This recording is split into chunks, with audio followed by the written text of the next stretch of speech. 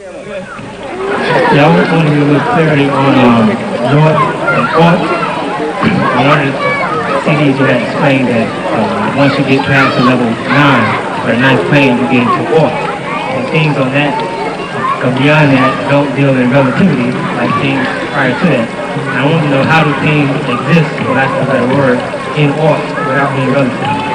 Well, you gotta repeat what you said to get to an answer. You said once it gets past North and Ought.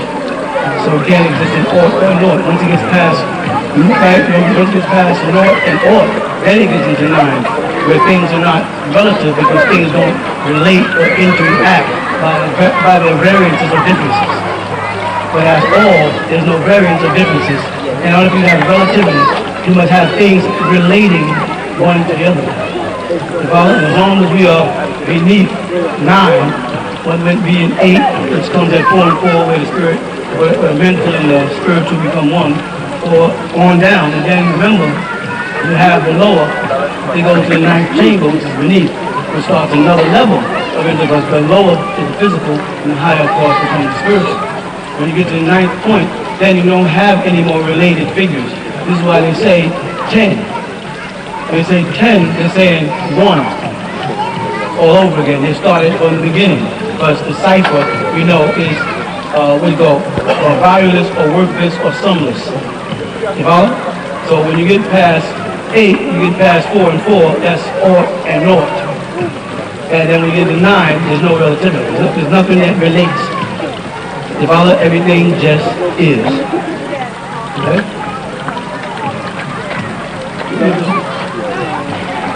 So in the state of North or beyond that state, is that like the North and Ought interact in you as will. That which you ought to do and that which you should or not to do. That's all Ought and North is that which is to be done and that which is not to be done. The Hindu and Sanskrit would call it yin and yang. In ancient Egyptian, they call it Shen and Shem. So that how that does with what that which should be done versus that which should not be done, or that which one does, and that which one does not. It has no relationship to good and evil, or bad and good, as we would say, or right and wrong. It has to do because they say evil to same time worship is not evil. So in that case, our North becomes their Ought. It's like going a vicious circle of who's right and who's wrong. So that make things at that point beyond, but I don't know, it's kind of... Because things. You see, every time you reach that level, now you gotta say things. And things are determined by differentiation, sum, density, weight, space, time. When you get to that point, there's no more things. Things is the problem. Because when in reality, what we spoke about last week, when an individual belongs to a religion, identifies with one God, and a Muslim will say, La Sharika Allahu, or Qul Hu Allahu Ahad, the Allah is one, there's no partners with him, then who are you?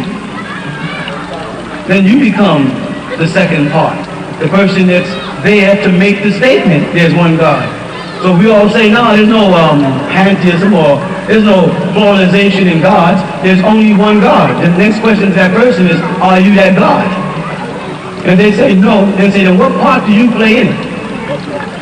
If the whole universe is unified under God as God, and you're not God, then aren't you the second part? And does that therefore take away from what you refer to as the divine union of God, or the tawheed of God, or oneness of God, by virtue of the fact that you're here to declare Allah's oneness? When you say Allahu Samad, or that He is absolute in some translations and self-sustaining and self-sufficient in others, after you do that, He's self-sufficient from what? And what does He subsist on? And what is it that why is it necessary for Him to become self-sufficient? I'm saying that because when you get past that 9, there's no more things. Because the first thing would be God. And that's what every Muslim, Christian, and Jew would say. The first thing in existence would have to be God, the one Almighty God. Correct? Or Allahu Ahad. You know, Allah is one. Or in the Hebrew they say Elohim Ahad. Then there's nine. In this case they're going Elohim, plural is Ahad. One group of Elohims. But it keeps going back to that same principle. And I'm saying, how do you differentiate God as one if you're not here to say God is one? And if you're here to say God is one, then you're the second part or person here making the statement. You're the one responsible for the duality by virtue of the fact that you find it necessary to say God is one. You follow what I'm saying? It's a very tricky thing. Go ahead. I don't, for lack of a better word, hate these word things, but say beyond. I'm trying to say, for lack of a better word, I'm going to say things. Oh, okay. Okay. For lack of a better word, things beyond that state, the ninth state. Now what you want me to do is you want me to play a game with you. You want me to go into an area where you don't have the proper question and give you a proper answer. So just say, for lack of a better word, beyond those things where things are. Now you don't expect me to add the missing pieces to your puzzle. I don't have a word? Neither do I. Because there is no words for it because the word becomes flesh the moment it's spoken. You know what I'm saying? The word becomes flesh the moment it's spoken. So anything that you can call a word is a noun, which is a person, a place, or a thing. And that's the realm in which I told you you're all trapped in. And if you can think outside of it, then you're really outside looking out inward, and you're looking from an outtellect. Let me explain that. An intellect is things that we hear, all discuss, communicate back and forth, inscribe. That's intellect. Once I and you can agree on what is in your hand, and I agree with you that's a microphone, that becomes referred to as common sense. Now there's things going on outside of our vision. There's things that, let's say, the astronomers are still trying to find out about outside there. Things around them, they pretty well have that under control. Things inside the Earth's atmosphere or inside the spheres, they pretty well have those things figured out. That's the intellect.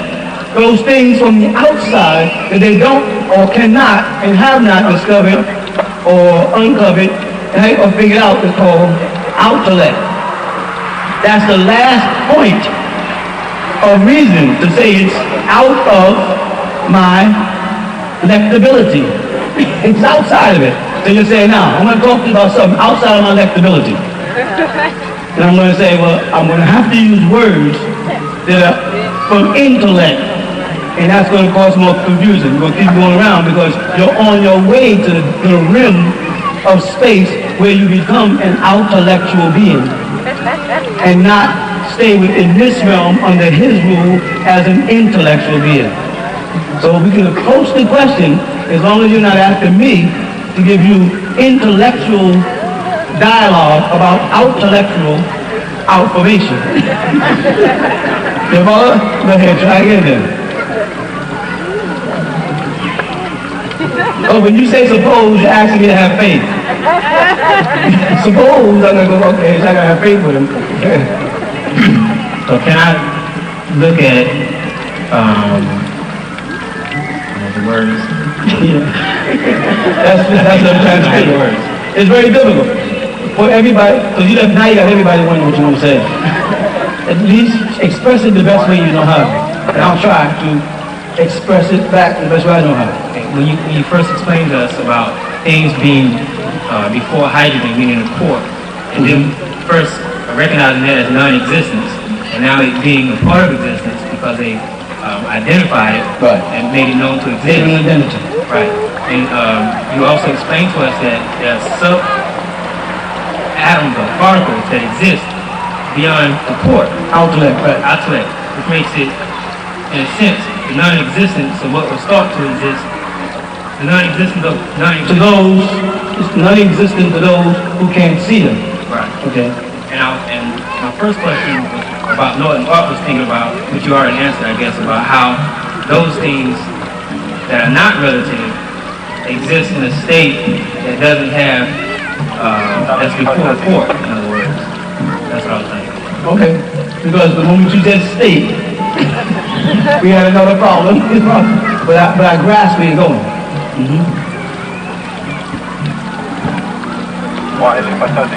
Anybody else?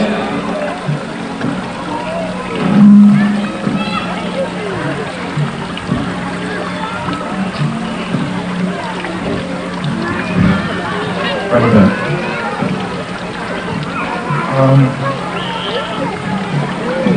We've been given in the books that the stories that we've been given in terms of the material, that they are, for lack of a better word, they're a lot more advanced than us. But when you read about some of the things that they've done in their emotional states, in terms of when you'd see Asset and Ray, she wanted information, she wanted the magic word from Ray. That comes across like the same human frailties that we have today. Not necessity? Sorry? And not necessity? What do you mean by that, not necessity? If Amun-Re had a sacred word that opened doorways to help, correct? By me wanting it. And because as a female in that school I'm not entitled to it, if I figure out a way to get it as a necessity to pass on to other women for that same thing, that still comes across as human frailty? She wasn't supposed to have it. By men. By men. We must hold this to keep her down. We must keep the secrets in the lodge under the symbol of a two-ball cane to keep the female down. Because we can't admit to the world that she is God and we're not. Because we are in control now. And if we ever let go of control, she'll take control. And we won't know whether she's going to get revenge for the way we treated her all these years as a mother gave birth, because woman is being put in a position where she's being ignored for her ultimate. Or let's go back to Christianity. Mary is being ignored and Christ is given the credit, and according to the Bible, Mary delivered Christ. So without Mary there'd be no Christ. But in Christianity, and only in the Catholic faith, they even leaned on giving her an influence of any respect. But in other churches, Mary is just the mother of God. Should women feel that we are betraying her, underplaying her? You know what I'm saying? And is it wrong if she seeks to overthrow us? Would that be a human frailty? Because she said, looking at the condition of the world in the hands of men, and they have the secret, we must get this secret so we can take over. Is that wrong? No, it isn't. I'm wondering. Okay, I'm with you. I think the problem is, let me go back further. I think the problem is when you hear the word Netiru, or Neterat, or Anunnaki, as human beings, you're forgetting that you're a God-man also. And are the human weaknesses a symbol of God's weaknesses because God has put his spirit in man? Does that mean, by virtue of the fact that man is a physical manifestation of the Word becoming flesh, an incarnation of a part of God with the Spirit of God moving through him, when any one man does evil, is God condemned as being evil because of that man's weakness? Or is it a title like boss and Lord and captain and chief that is bestowed on individuals because they have rank over others? By that I mean, Asalu or Osiris was a deity of the upper or lower world. Upper or lower world? Lower world. So Osiris was sent to the underworld, not the upper world initially. Correct? Amun-Ra raised from the underworld, from Tunun, primordial life, which is a female, or in the egg, as they call it, which is symbolic of the sun, or as they say, the bright morning star in the Bible, right? Raised out of the east. and traveled the skies and became the God of the sky.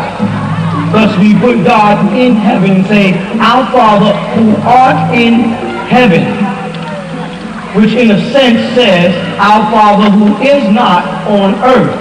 Or there'd be no reason to say, Our Father who art in heaven. The very statement, Our Father who art in heaven, if he is omnipresent, means that he must have been on earth and has now gone to the heavens.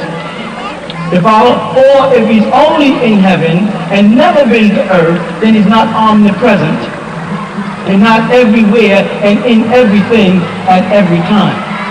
So when they say, so God so loved the world, that he, sent his, so a portion of him is sent as his, to carry his word of salvation and grace into the world. And if Jesus, and Jesus did, at one time become the very Thomas that he talked about, the doubting Thomas. Because at one point he said, what? My God, why hast thou? And the word forsaken. When you ask God Almighty, why, you already fell beneath God's level. Man, beast, says to God, why? But God can't ask God why he does a thing, because as God would already know why God does everything. So when Jesus was in that state, and he said, Eli, Eli, lama sabachthani, or my God, Eli, or Eli, Eli, my God, why? Hear that? Why? Then move on to the next statement. Have thou left? Forsaking, the word there in the Hebrew is left me there, or departed from me. Why have thou left me? At that state, God, who was once word, logos, who now was flesh, solid, became mortal. If for no other time in the life of Jesus, at that moment when he said, why, he was no more than another mortal. And when he questioned God as to God's decision to forsake him, was he as bad as when Thomas questioned him about the wounds in his hand in the upper room that rendered or gave Thomas the title Doubting Thomas? I'm going the route of Christianity because this is the Western world doctrine. And of course it came out of Egypt. And the same principles will apply to Osiris coming down the underworld, rising up, and his son coming to earth as Horus, and being challenged and tested by man, Satuk. You follow? It's the same principle. So the principles in terms of the tamarind, so what I'm trying to get into my mind is that when we talk about the deities, you look at them. You do. That's Christianity, that's Judaism, and that's Islam. That's monotheistic beliefs, is to put God in a position or a place where mortals judge his decisions by themselves.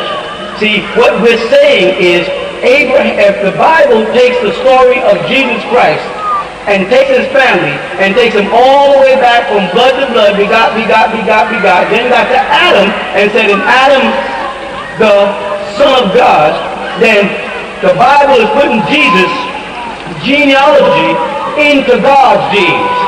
He calls him the Son of God. He's the same word, you're that birth by God. So Jesus was related to God. You follow?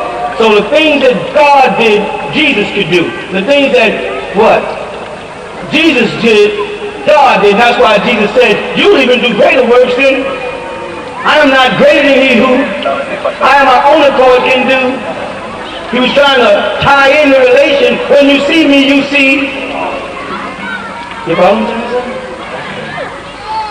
So again, you are putting the Egyptian deity in the same light of the faith that Christianity, Judaism, and Islam demands. Blind faith in a supernatural power that condenses itself into a father or he-God image, and therefore is above mistake. You follow? And the first mistake that this God power would have made would be to become less than God and try to remain God. And by that I mean, by virtue of the fact that he created something from himself. If the Bible be true, for those who accept it, he said, I what? Created man in my image, my own image, that's my own likeness, and I blew into him of my breath, and he became a living. So a portion of God departed from God and became Adam. And a portion of God departed from God and through Adam became Jesus. You with me? So now, if God is God in totality as God, if a portion is taken away from him, is he still totally God? Or does he become less than God? If I take some milk out of the container, it's milk, but it's not the full container of milk. So now the question is, God can do everything except become less than God and still be God. So when you say, what is it that God can't do? He can't become less than himself. He can't act contrary to being God and still be God. And that's why I tell people, never fear devil worshippers. You don't have to worry about devil worshippers. Satan is going to deceive them. That's his job. Satan can't even be honest to his own people because he won't be Satan. If Satan ever tried to be nice to a Satan worshiper, he would no longer be Satan. So all the Satan worshippers got a big problem. And when Satan acts upon his known nature and they complain, it's going to be the same story. You knew I was a snake when you picked me up. You hear me? I'm going to get around to that. So now, the natural are your blood relatives. What you think, feel, is how they think and feel. You have just given a different definition to God because some beast have reduced you from God to man. And now you're thinking from the mind of a man and have separated yourself from your godly state. Godliness is taking control. Godliness is responsibility. But not responsibility in the sense of I am obliged to respond, but the power to respond. The power to take. You follow what I'm saying? Go ahead. Bring the mic up. We hear about the wisdom of the Tamarian culture, yeah? But when I read about the wisdom, and I read stories as the examples like Satuk and Osiris, they don't marry up. Because you're at the 46, you're looking at the 46 dynastic periods. You're not even dealing with the Neolithic period. You're not dealing with when they admit that God's walked on earth. You're dealing, the Bible says it. The sons of God came down in Genesis chapter 6.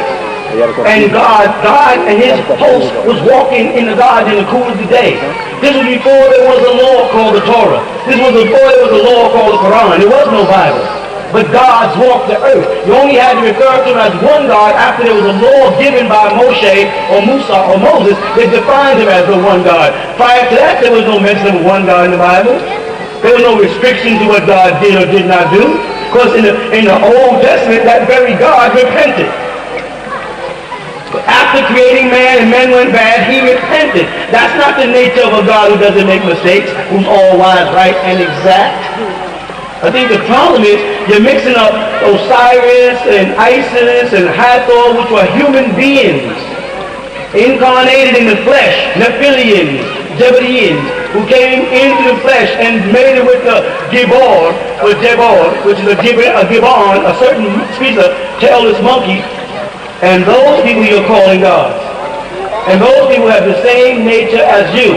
You just didn't incarnate, you were conceived.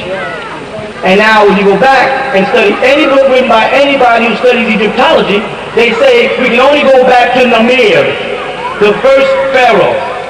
And that starts the dynasties. We said from then on down to the Ptolemy Roman invasion and then fade on out into Anwar Sadat and the Muslim invasion and take it over. Now, what was along the Nile before the 46 dynasties? Because it is not a fact that Khufu built the pyramids. It's a fact that Khufu renovated the pyramids. Aging is proven that the pyramids go back 10,000, well, Sphinx itself goes back 10,500 years, and the pyramids are going back 17 million years. During a series of readings in the 1930s, Casey prophesied at length about the monuments on the Giza Plateau, revealing what he believed to be the origin of the Sphinx. It was like he was in the deep unconscious mind, and he was accessing the universal consciousness that contained all wisdom. And when they asked him specifically about ancient Egypt, he said that this place was built in the year 10,500 BC, and that these dates would be supported somewhere around 1998. Mainstream archaeologists date the Sphinx and the Great Pyramid at Giza to 2500 BC, when they were built to honor the pharaohs of the 4th dynasty. Casey's date of 10,500 BC is dismissed by mainstream science, but a few researchers are coming forward, as Casey predicted, to support his unorthodox view. I could see that in the geology lay the key to this total reversal of history. John Anthony West is a self-described rogue Egyptologist. He believes that the pattern of erosion on the Sphinx rules out the mainstream date of 2500 BC. In a nutshell, the theory is that the Sphinx has been weathered by water, and specifically by rain falling down over the plateau over many thousands of years. You look at the Sphinx and you see that it's this rounded profile with deep fissures going down the rock face. This can only be produced by rainfall falling over the plateau. Rain erosion in the Sahara is impossible now, but before 10,000 BC, this part of Africa was a fertile grassland. So, West points out in his book, if the Sphinx has been eroded by water, it must date back before 10,000 BC. The same conclusion, using different evidence, has also been reached by authors Robert Bauval and Graham Hancock. Help us understand the mirror image of the monuments at Giza and the sky at certain points in time, because that's key to understanding the entire concept you're putting forward. There is only one time where the image of the sky locks with the image on the ground. And this occurs, and only occurs, in 10,500 BC. Bauval and Hancock have discovered that the Egyptian sky in 10,500 BC bears an uncanny resemblance to the layout of the monuments on the Giza Plateau. 10,500 BC, this is when the Sphinx is gazing directly at his own image, the constellation of Leo. And if we are to turn 90 degrees and face due south, we would see the 3 stars of Orion's belt in a pattern that mimics exactly the pattern of the pyramid on the ground. So we have here a perfect conjunction taking place only and only in 10,500 BC. Now what people roamed that area, up and down the Nile, across the Tigris Euphrates, all that area, before they started putting on Egyptian clothes and walking around with sticks and putting on masks of animals over their head for rituals. There was another being there called pygmies, or Danig. I think I explained that last week. Was you here last week? I explained that last week. The pygmies, the Danig. This is recorded. They were here first. They're the we and us, the they in the Bible. And those beings said, let us make a man in our image, and the manifestation of what they created was an Adamite. They were called Kedmonites. Those Adamites is from the word Adam or Edom, which means red, ruddy. That's the creation of the white race. Or one of the branches of the white race, because people think the white race is one race. And there's a whole bunch of, there's 11 branches of the white race. And it was all created at different times. You follow? Yep. So you had gods who were walking the earth in Africa, who had contact with beings called Eluls, who hadn't even come to earth, that were communicating with them from mind to mind, the same way the Bible says. And Noah was minding his business, and a voice from heaven said, Noah. Same principle, that Muhammad was up in a cave, meditating and fasting, and someone came in the cave in a form of power of light and said, Muhammad, Ikra. And Muhammad didn't stop and say, where are you coming from?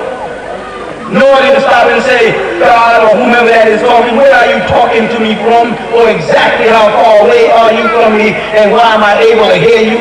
What method is it, a cell phone? You may laugh, but to think that God didn't have a cell phone 4,000 years ago is again to belittle God. To think that God didn't have a television or video recorder. Because if you can figure it out, that it was in the mind of God, because there's nothing in your mind that didn't come from God if your mind did come from God. I know mine did. So anything you have today, plain saying God already had in his mind. I was explaining that to someone yesterday. We talked about DNAs in God. And I was saying, well, man is studying DNAs. And DNAs are intelligent and thinking and changing and growing. Correct? Now let's reverse to psychology. Who was there first? Your chromosomes or you? The chromosome. So now let's ask the question. Is man studying chromosomes, or is chromosomes using man to study itself? A way to clone man out of existence by making such a perfect man that he'd no longer be a man. He would be merely a chromosome. Man's own destruction is within man's ability to think of his own destruction and to create destructive vessels and means in the form of weapons and emotions. So again, get back to the question, whatever too far. You're talking about a period of time when the gods hadn't come in. There was thousands of years before that. Before, when Adam and Eve was in the garden, right? The trees had to grow in the garden before Adam and Eve got in the garden. And we can justify that because we have this 7-day creation. But then, as I said many times, when we get down to the element gold, and the Bible speaks of how good, God talks about how good the gold was in Ethiopia, and Adam and Eve wasn't in the garden of Ethiopia according to the Christian belief. Adam and Eve was over near the Tigris Euphrates. That's their biblical belief. That's where the Jehovah's Witnesses and all those groups will put it. So now, if God is incarnating man over in the Middle East, but making reference to the gold in Ethiopia, then God must have visited the gold in Ethiopia before he created man over in the East. Maybe that's why he said he put the man who he created in the East, because he originally created him in Ethiopia. And while there, he saw the gold was good. So God looked down and saw the gold was good in Ethiopia while he was creating man, then the gold wasn't his. Because if it was his, he wouldn't have to make a differentiation between it being good or bad gold, because it's God's gold. And all of God's gold got to be good. Not only that, the Ethiopians must have had gold better than God's gold, because God said that gold was good. So the Jewish God had to come against the Ethiopian God where the gold was good. And in that land of Ethiopia, where God must have created Adam and Eve and then put them eastward in the garden. You see, I'm going back to how it proves that people existed here before. And then how long does it take for gold to become gold?